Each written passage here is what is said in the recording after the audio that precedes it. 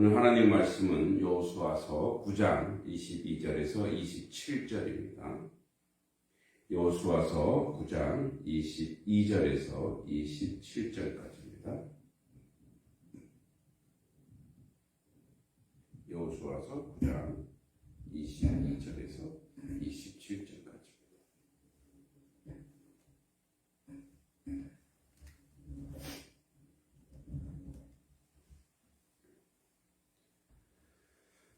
같이 읽겠습니다. 여호수아가 그들을 불러다가 말하여 이르되 너희가 우리 가운데 거주하면서 어찌하여 심히 먼 곳에서 왔다고 우리를 속였느냐?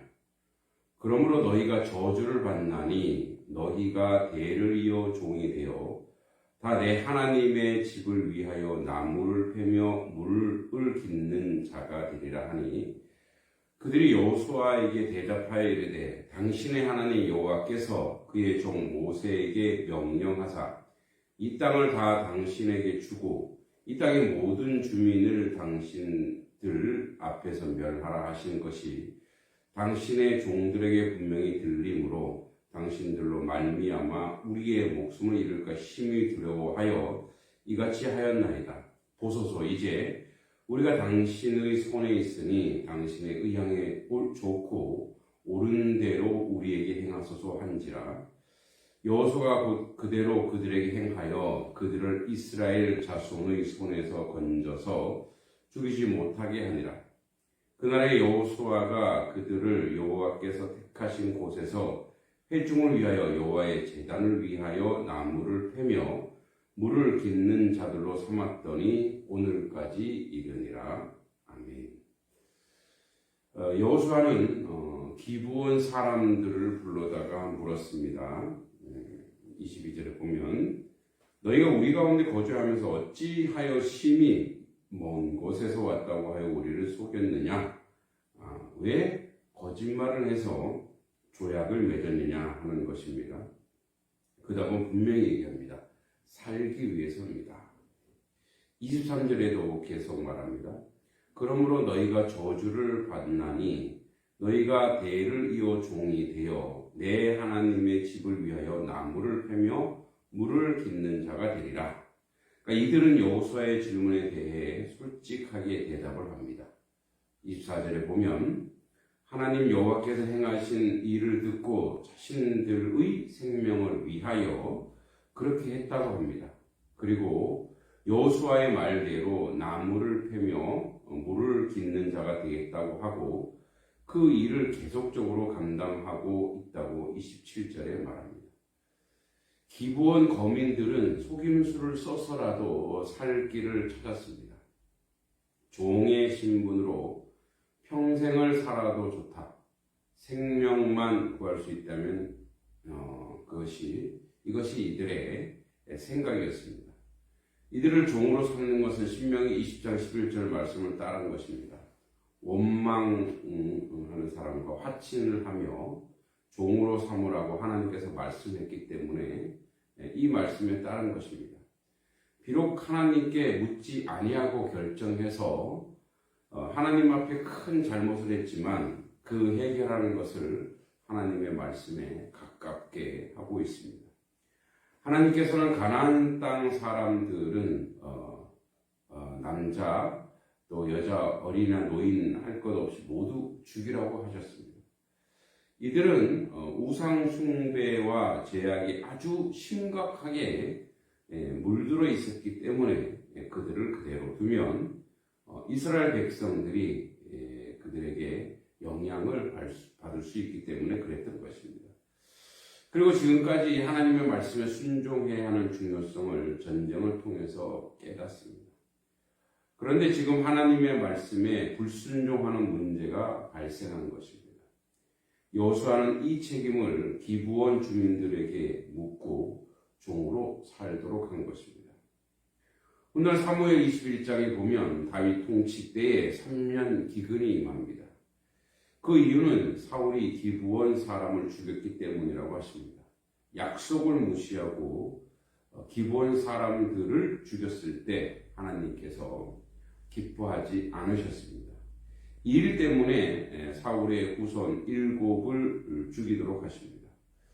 사무엘하 21장 6절의 말씀입니다. 하나님의 이름으로 맺은 계약은 참으로 중요히 여기며 이것을 어기는 것은 하나님은 기뻐하지 않음을 가르쳐 주십니다. 우리가 여기서 좀 주의 깊게 보아야 될 27절 말씀을 읽어보면 여호와의 단을 위하여 나무를 패며 물을 깃는 자로 삼았더니 이렇게 되어 있습니다. 하나님의 제단에 예배 드릴 때 짐승을 잡아 죽여야 하니까 물도 필요하고 나무도 필요합니다. 불을 사용해야 하기 때문입니다. 기브온 주민들은 하나님의 백성들 속에 들어왔을 때 하나님의 전에서 이런 일을 하는 사람들로 살게 됩니다. 하나님께 예배드리는 일에 섬기는 백성이 됩니다. 비록 힘든 종으로서의 일이지만 이것이 하나님의 성전에서 섬기는 일을 해야 하는 것입니다.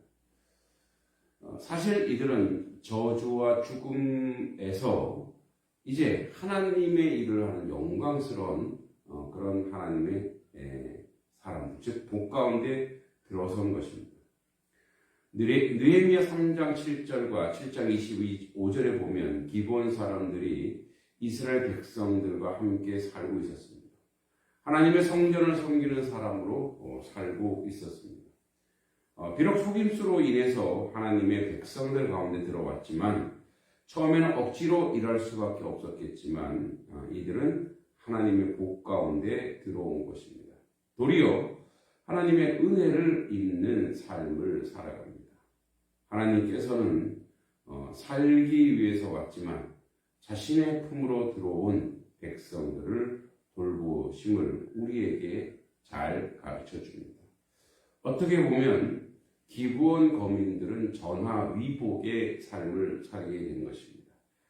자신들이 살려고 거짓말을 치고 했지만 결국 그것이 그들이 하나님의 일을, 하나님의 전을, 성전을 섬기는 그런 복의 사람으로 살아가게 된 것입니다. 우리도 어떤 모양으로 주님 안에 있게 되었는지는 모르지만 주님의 축복 가운데 거하는 사람들로 산다는 것을 기억하셔야 됩니다. 그저 우리가 이 땅을 살아가면서 교회 안에서 또 하나님의 성전에서 또 성전을 청소할 수도 있고 봉사할 수도 있고 여러 가지 섬기는 직분으로 살아갈 수 있습니다. 그런데 이것이 얼마나 큰 복인지 혹시 우리가 이것이 일상화되고 간습화되고 습관화되어서 기억하지 못하고 망각하고 있는 그런 부분일 수 있지만 사실 우리도 기브온 거민과 다를 바 없죠. 우리에게도 사실은 우리에게 놓여진 모든 것이 죽을 수밖에 없는 존재죠. 우상 숭배하는 존재요, 하나님을 모르는 존재인데 하나님께 영광 돌리고 하나님의 뜻을 드러내고 하나님 앞에 살아가는 그런 하나님 백성으로 오늘 우리가 있는 것입니다. 이것이 얼마나 큰 영광스럽고 복된 일인가를 항상 상기하고 기억하고 감사하는 그런 인생이 되어야 될 줄 믿습니다. 우리의 모든 일상이 거저되는 건 하나도 없습니다. 거기에는 하나님의 섭리와 하나님의 뜻과 하나님의 역사가 있다는 것을 반드시 기억해야 될 줄 믿습니다. 그러한 하나님의 자녀로 온전히 세워지기를 간절히 소망합니다. 오늘도 우리가 하나님의 전에서 예배할 수 있다는 것, 그리고 온라인 예배라 할지라도 이 시간에 예배자로 있다는 것 자체가 하나님 앞에 큰 영광이요, 은혜요, 축복이라는 것을 다시 한번 상기하는 그런 시간이 있길 소망합니다.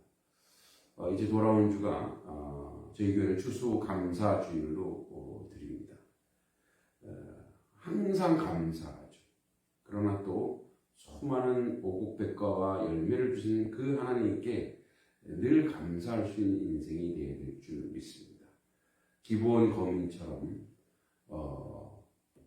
그들의 그 살기 위해서 거짓말치고 그렇게 했지만 결국 그것이 하나님 것을 선으로 바꾸사 복되고 아름다운 그러한 사람으로 만들고 세워진 것처럼 우리 또한 우리 인생에서 하나님 앞에 서 있는 하나님의 백성으로 온전한 그런 삶을 통해서 지금 내가 얼마나 큰 축복을 받는 존재인가, 얼마나 큰 은혜 속에 살아가는 하나님 백성인가를 기억하는 그러한 우리의 삶의 모습이 되기를 간절히 소망하고 기도합니다.